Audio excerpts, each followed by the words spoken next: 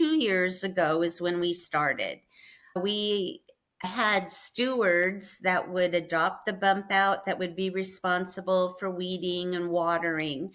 And we had the Milwaukie Garden Club, we had the Milwaukie Rotary, we had the local church, we had Milwaukie Floral and Garden that all agreed to be stewards to these groups. So it really was Amazing. very much community.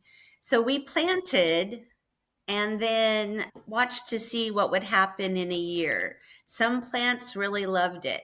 Some plants not so much. So we found out what plant was right for that area and would plant more. And after we knew that this was really something that could work and was working, we decided to mark it as a Milwaukie Pollinator Pathway.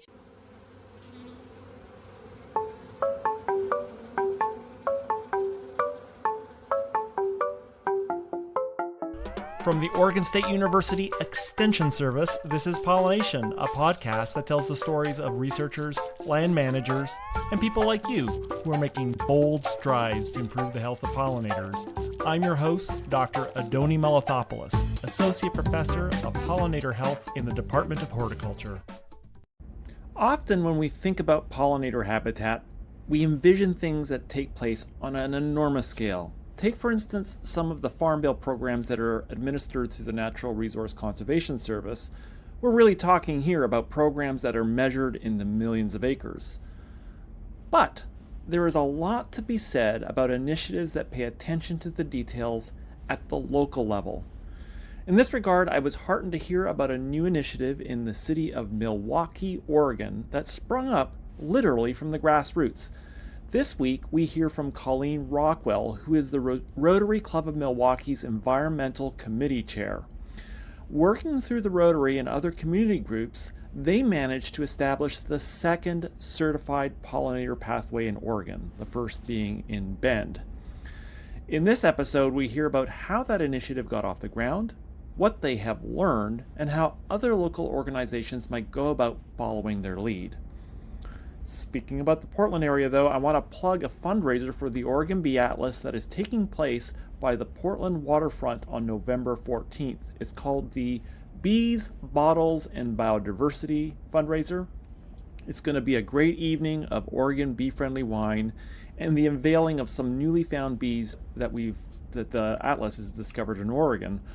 All proceeds go to the Jerry and Judith Paul Native Pollinator Endowment, and you can find out more about the event from the Oregon State University Extension website and register there. But enough of that, let's beat a pathway back to Milwaukie to hear about local pollinator habitat this week on PolliNation.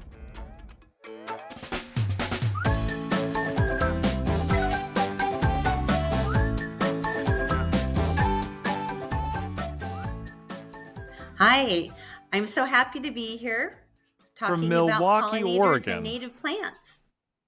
That's right, all the way on the Pacific Northwest. Well, why don't you just start by telling us about, how does someone from Milwaukie, Oregon get interested in pollinator conservation in the first place? Well, as a child, we spent a lot of time with my grandparents who lived up in the wilderness on Wildcat Mountain, and we would take walks after dinner, and my grandfather would point out the native plants. Then I started working, and that kind of fell on the wayside. And I retired, and I thought, wow, what should I do that really interests me? So I took the Master Gardening class through Oregon State Extension and was introduced to a lot of different things. One was native plants. I think there's been, I was thinking recently in the Master Gardeners, there's been this push on native plants and trying to incorporate them. But even more broadly, I think about like the Backyard Habitat Program in Portland, there's a lot of interest in shifting away from, the regular ornamentals and bringing more native plants into your backyard. We are very fortunate here in Milwaukie to have not only the Backyard Habitat Program, which encourages a percentage of your yard to be natives, but we also have the Xerces Society, which is worldwide, which does conservation and has several different pollinator programs. And then, of course, the Master Gardener program. It's not just natives, there's ornamentals too, and there's a place for everything. But I think the reason that it's becomes utmost in everyone's mind, the pollinators, is because there has been a decline of native pollinators, and they're very important to our ecosystem. Biodiversity is so important. They're sustainable, they're resilient to changes in temperature and weather, and it just seems And like there, the right I thing to like do. as you said when you started with way back when you were young, they're just intriguing as well. Well, I think about my grandfather who was born in 1899, and I think about what he saw around him. And what I'm looking at now, 2 generations later, is very different than what he saw as a boy and a young man and as an adult. Our landscape is very different, and it does have an effect on not only people, but also wildlife, That's well pollinators, said. birds around Yeah, us. I'm so excited to have learned, and the occasion for this podcast is Bend was the first community in Oregon to be certified as the pollinator pathway, but there's a second one now in Milwaukie.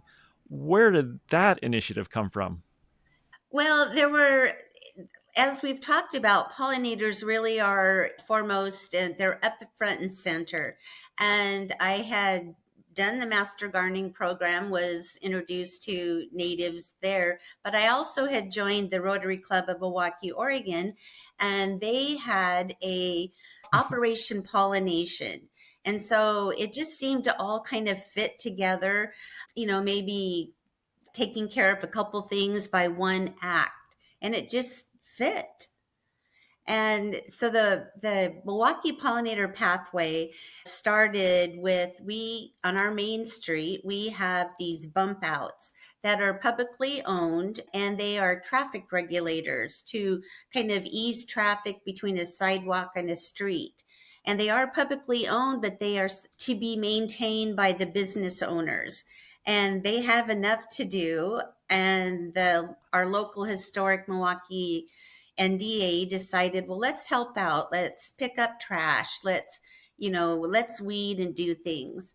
And I suggested, well, hey, let's plant native plants, help the pollinators, and then put our little dot on the map. And, we are a pollinator pathway.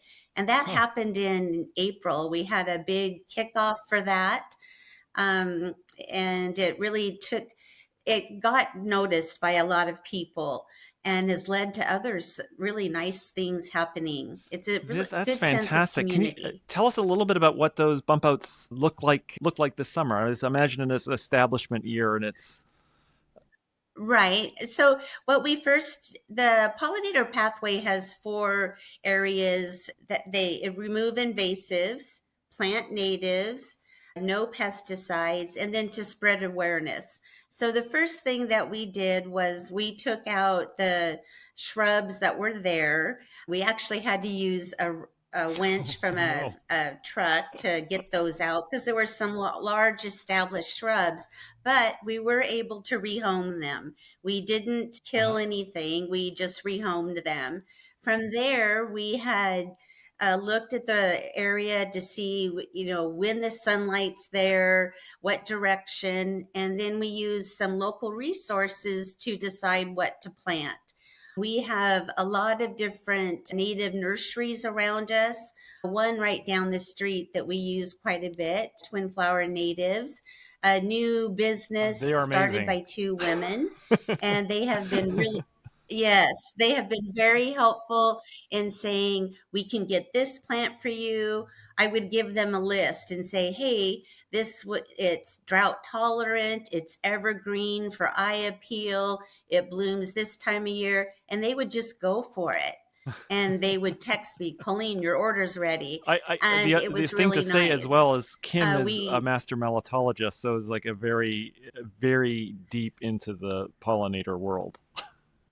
Yes, I just love working with Kim, and I did know that you had been acquainted, and she had taken the Bee Oh yeah, City she came down. Atlas We had a training. Is that conversation right? about you that came up. She was working through some obscure genera of bee, and is like, there's this pollinator pathway in Milwaukie that you should check out.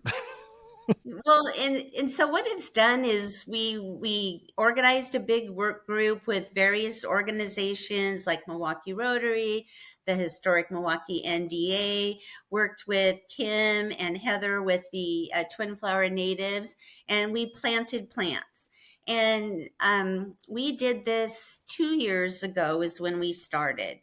We had stewards that would adopt the bump out that would be responsible for weeding and watering.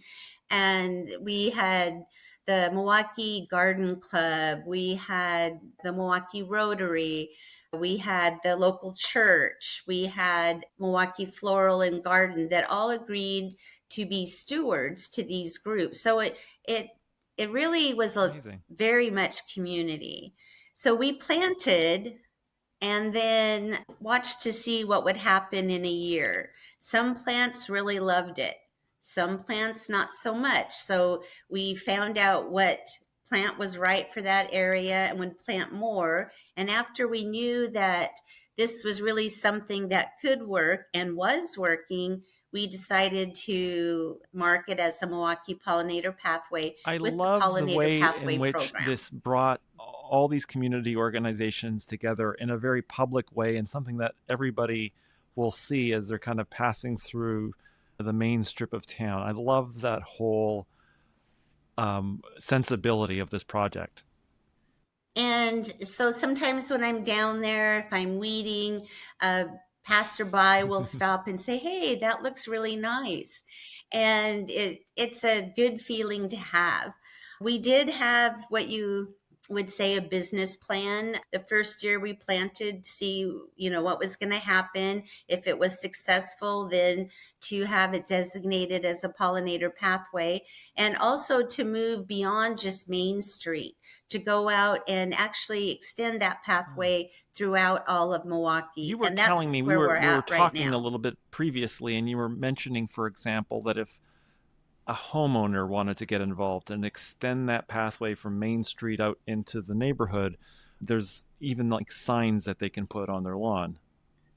Yes. So the pollinator pathway, Oh, there's a there it is. national website, and then we also have a local website. Here's the sign. So a homeowner can go onto the website. There's a button, join the pathway, and they can actually list their address as a pollinator pathway. And so when they do that, they get a sign here provided by Milwaukie Rotary to put on their yard and to spread awareness of what they're doing. It does say native plants and pesticide free. And it really opens the conversation for others as they're walking by. Hey, why does Sally have a Oh, sign? fantastic. It's a really great I thing. was really curious. I was thinking bump outs as a starting point is it's a hard, there's traffic, there's dirt, and it's dry. What were some of the plants that did well in that Oh, setting? the plants that did well, Oregon grape does well. When you mention the bump outs, they are completely surrounded by concrete, and most of them are don't have trees. It's just brutal sun, no water, and they also get driven over. Oh There are no. tire tracks through our bump outs. And yes, and so we added some big rocks as some deterrent. We added some logs, which is also good for a pollinator pathway for habitat. Other things, Kinnickinnick does well, yarrow, Douglas aster. We have a wide variety of plants because the steward for each Oh. bump out gets to choose what plants they want to plant. There is not a set planting guide for these bump outs. So it's really very individual. You take ownership of that bump out and And you want it I to was look thinking that all of nice. those plants as And well. There's a wide range, and you get shrub, high shrub, small shrub. I was with Douglas Aster. You get a nice, probably stopped blooming just a few weeks ago, but all those plants are just nice, tough plants, and that well, I think the lesson is that one doesn't need to have, even in a kind of harsh environment, there's still some plants you can spec out that are native that will do okay there. There are. For the first 3 years, plants really do need water. And unfortunately, last summer, I was not able to make sure they had water. And we had plants that still thrive. Douglas aster did, penstemons did. They are just beautiful when they bloom. Right now, we have buckwheat that is blooming. And you want to have plants that bloom in succession so that they provide food year long for the pollinators. That can be a little tough here in Oregon, but with kinnikinick, which has berries and things like that, we pretty much are able to provide some type of food and obviously a habitat for our pollinators, which are mostly ground dwelling. Our bees are ground dwelling, and so we can also provide berries for birds.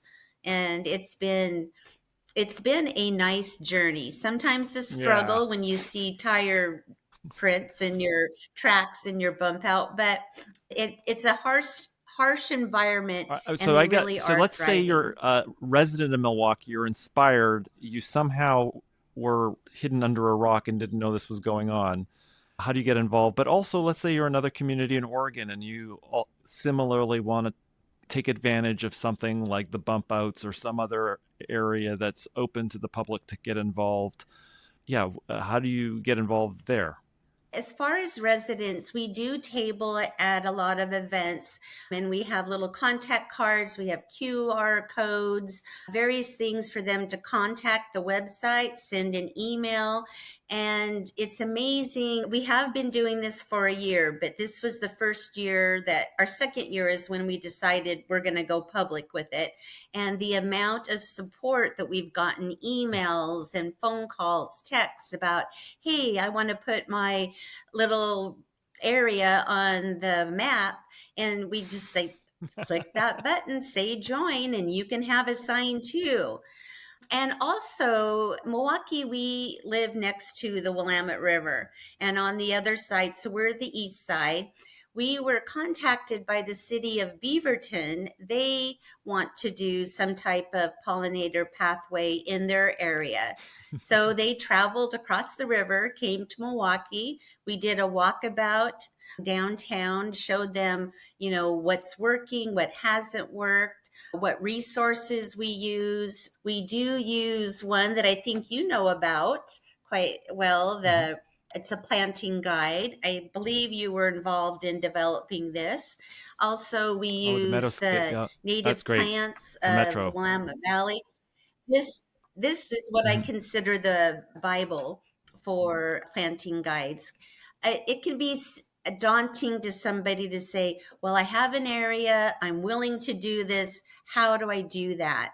And there are so many resources out there to help people decide what to plant, whether it be a publication, whether it be something on the website, and even just going to your native nursery and talking to the people there. Everyone has a It is lot of slightly dangerous information. going to a native nursery. I always seem to like fill up the car even though I was just going in for something simple.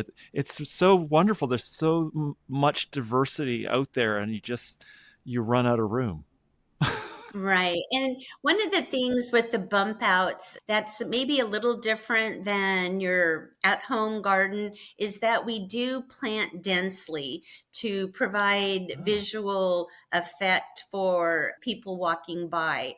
We do try to plant in threes so that there is a very definite area of Oh. yarrow, a very definite area of Douglas aster, so it's not all spread Hmm. out. It's kind of a concentrated area, and that helps the pollinators. It provides a landing path for them, a visual area that they can see. And I've also been told that once they know that there's a food source here, that they will keep coming back I to think that that's food great source. advice, and I think all having in those harsh environments as well, just having multiple plants, just in case one gets driven over. Yeah, we also Oh, good. try to use grasses a lot to be very beautiful, especially when they have their stalks, they're swaying in the wind. We try all different things, and I have one bump out right now that is not really up to my standards. And I thought at first, oh, native ferns, because there was shade. Well, there's also a tree and it's taking all that water that is there naturally. And so it's a journey. You just keep trying something. And when you find it, It does it's like, strike me that oh, this is the this way is that you it. build local expertise too. When you have the opportunity to be involved in some of these initiatives, you try things, you now have this knowledge that, you don't have to travel across, you don't have to contact a national nonprofit or the state university. You can just walk down the street and say, yeah, what do I do? Have you seen this problem before?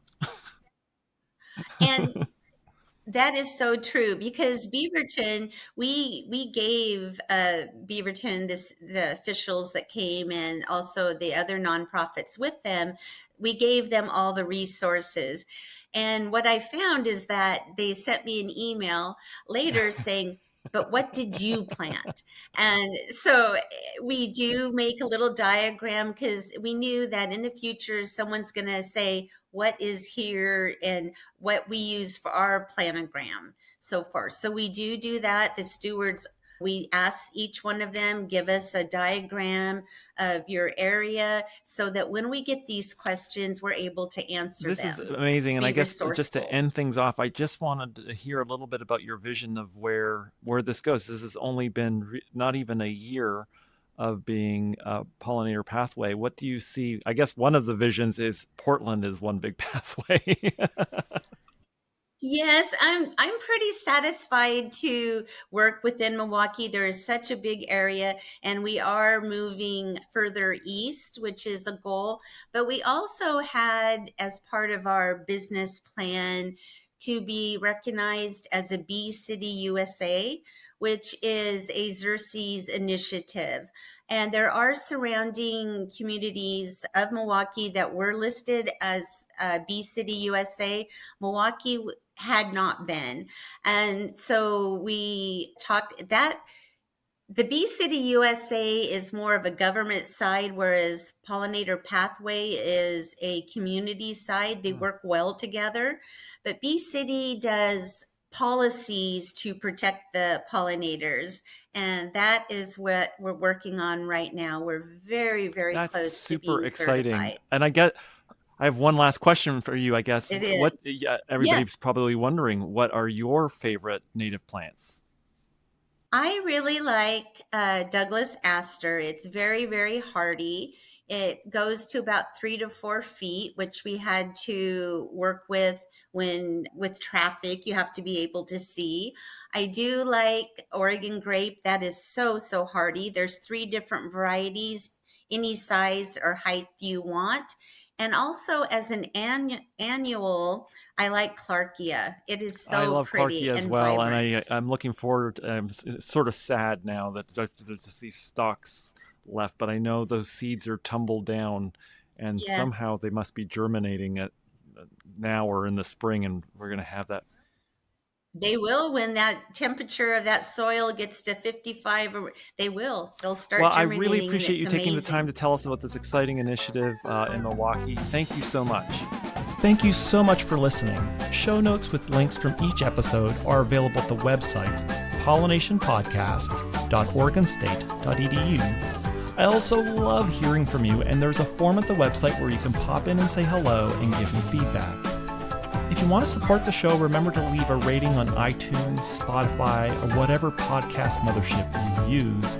And finally, if you have the means and you want to help support my lab's effort to document bee biodiversity in Oregon, visit OregonBeeAtlas.org and follow down to the donate button where you can make a tax-deductible donation to the Jerry and Judith Paul Native Pollinator Endowment. Every little bit helps. See you next episode.